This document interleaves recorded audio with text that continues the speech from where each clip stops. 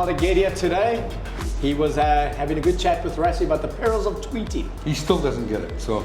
But does he get bookmaking? Does he understand what it means to be the favourites going to Twickenham or to be the underdogs, Kev? Well, no, he doesn't. Who is the underdog? Who is the favourite? South Africa, the underdog, you can get 15 Rand for every 10 you bet. You have to bet 8 to win 5 on England. Which is the better bet? Well, it has to be South Africa, Mark, I think. You know, it's like the last 2 games they've played have been 1 point. I don't know how much. Whenever I see a team that perform above themselves, and England, you know, certainly did that last weekend. They were dead and buried and came back and won, drew a game that they had no business being in. So, you know, again, how much did they leave? Well, South Africa had an equally tough game against France. So I don't know how much is going to be left in the tank of either of these teams. It is supposed to rain in the evening in London, so I think that'll definitely play a factor. I know you guys are predicting a high-scoring game. I'm not quite sure that that'll materialize. I'm with you on that. But the thing for me that is the wild card in these games is that red card. We're seeing so much of it. It's something we didn't actually touch on. A yellow card, a red card. A yellow card changed the dynamic. England, New Zealand. Cards, France, South Africa changed the dynamic. And there's just no consistency with the referees as to what constitutes a card. 15 on 15, who are you backing, Kev? Oh, Mark, you know, I toss a coin, but whenever I toss a coin, I'm going to have to take the team that offers me more when it comes on heads. South Africa on a coin toss pays you 1.5 times your money, and England pays you half your money. So I'm definitely have to back South Africa on a coin toss. So South Africa for you is the best bet, but if you're looking as a rugby punter with no betting, where's your allegiance going? My allegiance is going to South Africa. I mean, you know, I'm Welsh, so I would cheer for the Devils Selector 15 against England. You know, I just can't bet on England, and you know, England play Wales in the Soccer World Cup soon, and so you know, I was cheering for Iran the other day. I thought that would never happen. Whatever it takes. So whoever's playing England, I want them to win. And when South Africa, I've got, you know, the Bok on my chest. Has to be South Africa. I like them at 15 to 10. I do. Again, it's just I just feel there's going to be another controversial red card in this game, and that ruins the game. And it doesn't matter what bet you make, unless the team you bet on doesn't get the red card. But South Africa are infamous for getting red cards. All right, South Africa and New Zealand and Australia and Argentina, the top 4 carded teams in world rugby. A little bit coincidental, it's all the 4 Southern Hemisphere teams. Bingo. But you said Iran, you were cheering from the other day. I know it's Soccer World Cup, but if it was playing Australia, you could have potentially said you were cheering for them in a game against the Wallabies, because they've had no luck. 12 out of 32. Zels, you're a big Dave Rennie man. Are you still a Dave Rennie man? I am still a Dave Rennie man, and I'm going to say that that Rennie is going to save Australia from heartburn this week. I think Australia is going to win in Wales. You know, Dave Rennie and you remind me of that squirrel, that blind squirrel that stumbles across 1 or 2 nuts. You know, even a blind squirrel finds the odd nut or 2. Or there's another one. Even a broken watch will tell the time twice a day. Yeah. Yep. That's what you and Dave Rennie are. Maybe. All right, how many more does Rennie have to lose to win? No.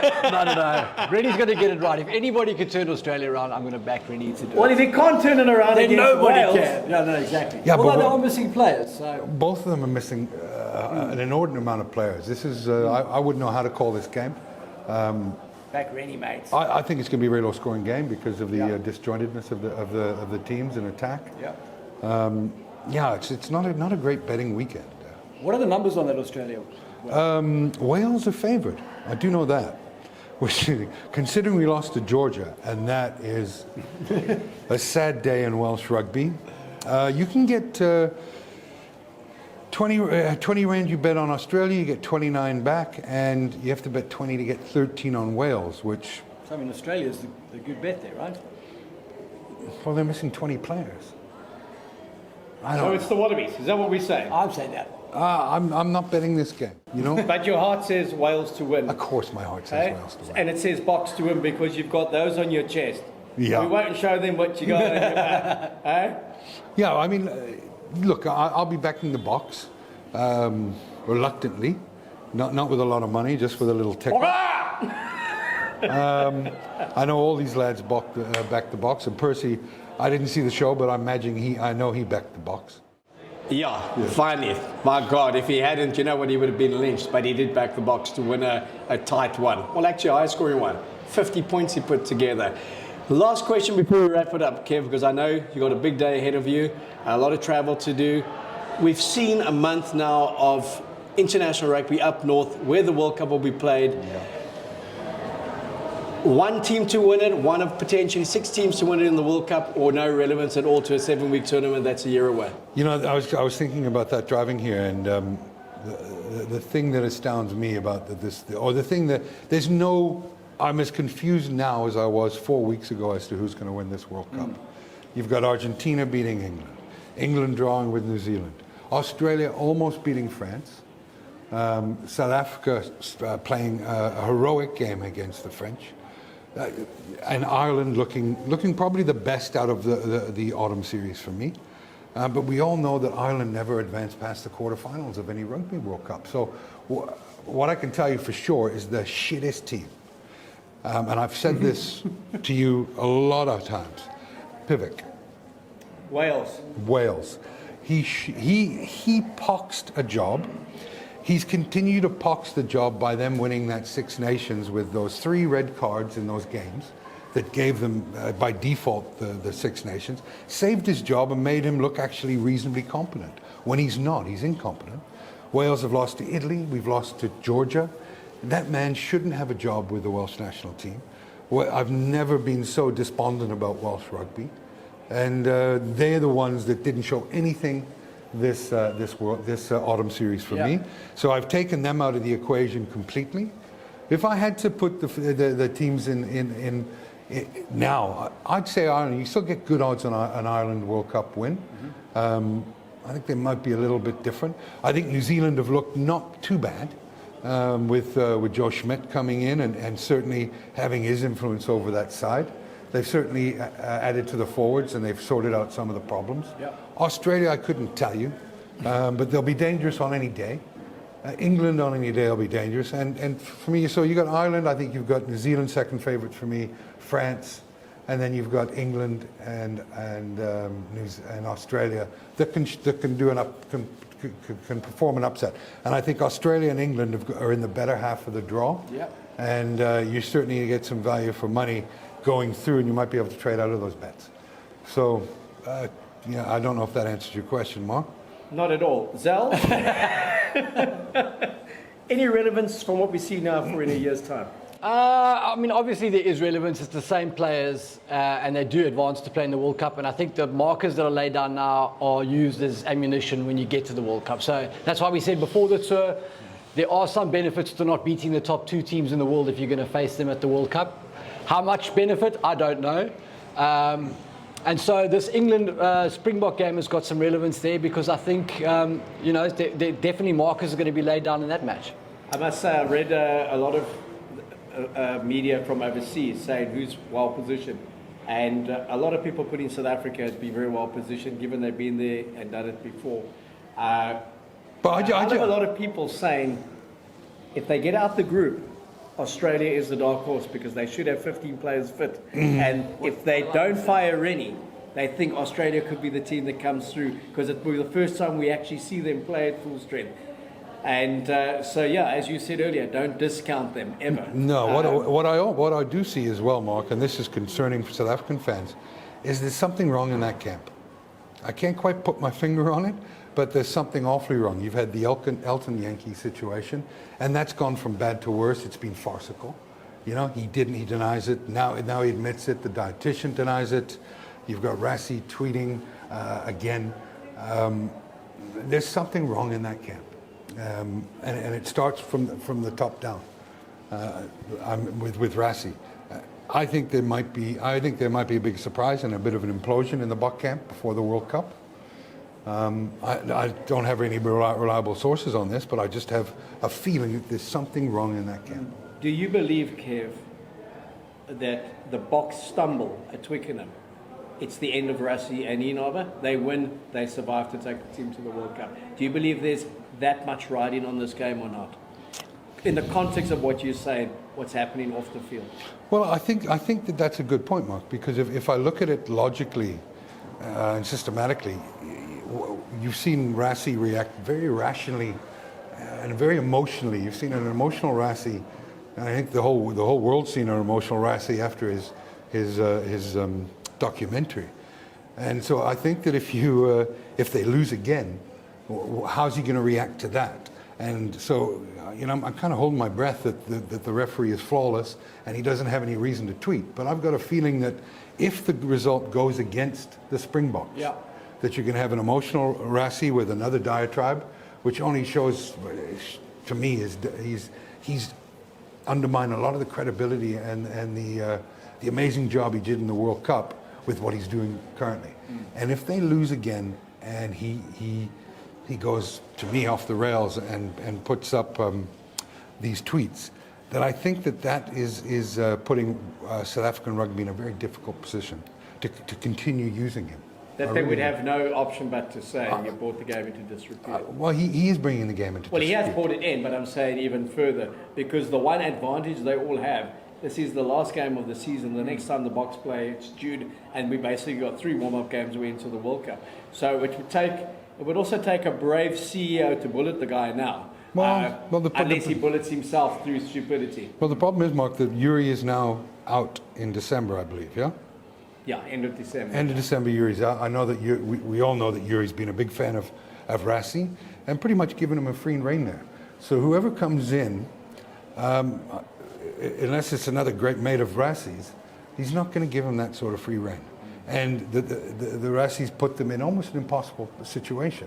And have made South Africa a bit of a laughing stock, actually, in rugby. We're known as I used to call the Palms whinging Palms. We're going to be called the whinging Saffers. And we've easily replaced England as a country that whinges about refereeing and everything else. And it's not that everything that Rassie said is unmerited. It's just that you just don't do that. And he's done it now 3 times. And I don't think there's a 4th time that the South African rugby can sit idly by and not charge him with something themselves. I think the context, and this is what people were saying post the French game, was that if he had put the tweets there, as he had said, educationally, and put 8 tweets that should have gone South Africa's way and 6 that should have gone France's way, and said, we have a problem with match officiating. Yeah. And I would understand that Fabian Galti would be as upset as I would be. We need to address that. A very different tweet. Exactly. Because when we've won, there's been no tweets. You can't say that the game's in a state of disrepair when it comes to refereeing, and only cite the incidents of your team, because that's not debating that issue. All that's doing is highlighting why you lost. He doesn't do it after we win. He only does it after we lose. So, and he doesn't do it, like you say, for the other team, and says that the state of rugby and the state of refereeing, and we all know the state of refereeing in rugby and world rugby is shambolic. And we all know the people who are running the game can be shambolic. But you can't take to Twitter in the way he did when it's the most toxic pitchfork mentality, death threats to his own family, death threats to Wayne Barnes' family. There are consequences. There's a lot of lunatics out there. Kev, you and I have been on the receiving end of those lunatics many times with the most outrageous stuff. Zels, you've been on the receiving end. It's not the place where you go to incite added violence. And I just felt he misread the situation. I hope to goodness, Monty said that earlier as well, the Boks go out, they put on a display that is against a different opposition, but as convincing as it was against Italy. And this month is remembered for an emergence of a very different type of Boks side that has the potential to play 2 different ways next year. And it's not a December of discontent where our URC teams are picking up the flack for what the National Director of Rugby did in December. And I think the one lesson Rassie has to learn, he's not the Bok coach, he's the National Director of Rugby, and that impacts our 4 URC teams, the 4 teams playing in the Heineken Cup, and the Cheetahs will also be playing in the Challenge Cup. So the big apology for me really has to come from Rassie to those 4 coaches, because they could be on the receiving end of a lot in December. No, and I think that what he does alienates his relationships with the coaches in South Africa. And it's a good point, Mark. I mean, we're getting to the situation where he just needs to stop. It's embarrassing. All right. in my opinion. I asked Zels earlier again, but I know he's a guy who changes his mind a lot. Well, he's a big Box conspiracy. by 12. Somewhere along the line. Did you not say they would draw as well? I said it was close. It could be a draw. I said it was On the close. other hand, it could be a draw. could be a But you draw. still got England to win? 25-22. All right, I've still got the box to win. And Kevy, I'm going to go with a 17-14 Springbok victory. and Amani Lebok drop goal right near the end. Right at the end. Beautiful. From his own 22. Thanks, guys. It's wonderful being watching. Thanks. And as we said, enter the competitions, much to be won, inclusive an SA Rugby magazine 1-year subscription. You get 1 night stay here at the wonderful Century City Hotel. If you can tell us the exact score, so listen to the money man. He's not allowed to get that 1 night stay, and you get 24 beers. Percy's Lager from Percy Montgomery. If you can tell us who the first try scorer is. First try scorer, Kev? Money Lebok. He's going to kick a Gary on his own 22. I guess you'll be on in the 3rd minute. That's a really low scoring game. You said first try scorer was? Damien Dialendi. Damien Dialendi, and I've got obviously Bongi taking one from the back of the ball. I'm going to throw a spanner into the works. I'm going to say the's no try scorer in the game. Wow, I like that. Yeah. How do you get to How do you 17? get to- How do you get to 14? How do you get to 14 and 17? Well, let me.